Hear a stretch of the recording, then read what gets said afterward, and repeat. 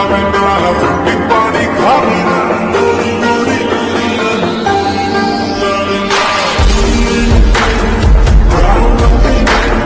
ਮੁੱਢੇ ਪੱਟ ਦੀ ਸਾਰੀ ਮੇਰੇ down